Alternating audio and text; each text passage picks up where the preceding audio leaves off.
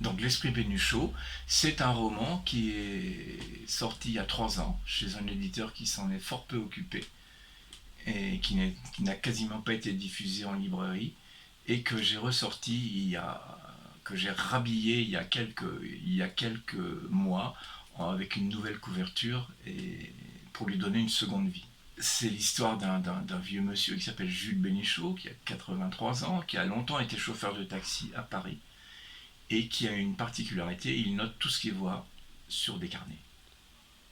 Et il est obsédé par les gens, par les foules. Il a une empathie maladive pour les gens de rencontre.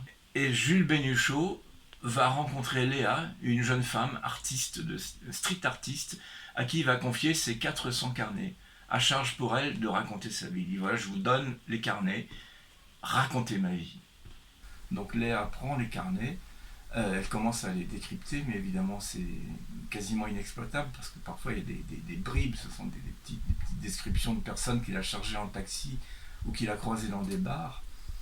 Et elle s'aperçoit qu'il y a autre chose derrière cette demande. Et très vite, il va lui envoyer des cassettes dans lesquelles il raconte des choses beaucoup plus précises sur sa vie. Et sa vie, il a ceci particulier, notre Bénuchot, qu'à l'âge de 12 ans, en 1945, lorsque son père rentre du Stalag, du camp de travail, après 4 ans d'absence, son père lui raconte une histoire abracadabrante, ce que ne font jamais les gens qui reviennent des camps. En général, ils gardent le silence, mais bon, ça, j'ai joué avec ça. Il lui raconte que pendant qu'il était prisonnier, il a rencontré un physicien quantique. Et donc, ça a beaucoup interrogé le petit Bénuchot de 12 ans. Et 6 semaines après, le père va disparaître, complètement, disparaître de la circulation. Et les derniers mots qu'il aura pour le petit Bénuchot, c'est le jour se lève et c'est déjà la nuit. Dans les frimas d'un hiver, il part chercher du travail en 1944, enfin c'est encore la guerre, et il lui dit le jour se lève et c'est déjà la nuit. Et donc Jules Bénuchot va vivre avec ça, obsédé par la disparition de ce père. Et donc il est persuadé, et il se dit que si son père n'a pas donné signe de vie, tant qu'on n'a pas retrouvé le corps de son père, il est peut-être toujours vivant.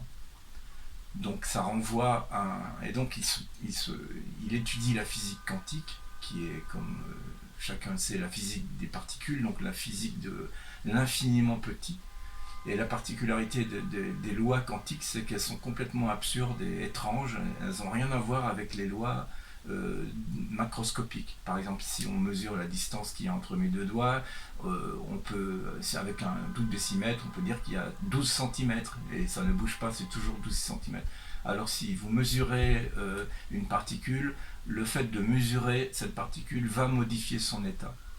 Et petit à petit, Jules Bénuchot en tire des conclusions un peu hâtives. Il fait des rapprochements complètement hasardeux entre les lois microscopiques et les lois macroscopiques.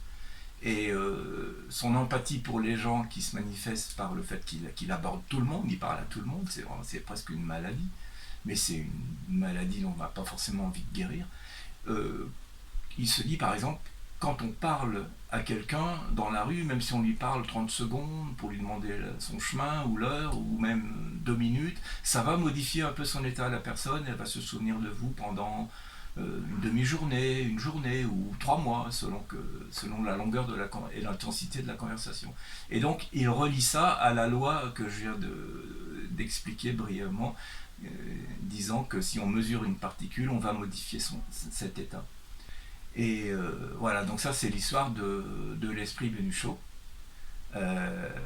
C'est un roman sur les rues de Paris, parce que tout se passe à Paris. Alors, mais ça voyage aussi beaucoup dans l'histoire, puisque ça se passe entre 1940, vu que ce sont des souvenirs évoqués dans des carnets et des cassettes, ça va de 1940, donc le début de la guerre, de la Seconde Guerre mondiale, jusqu'en 2014 à peu près, où se déroule le livre.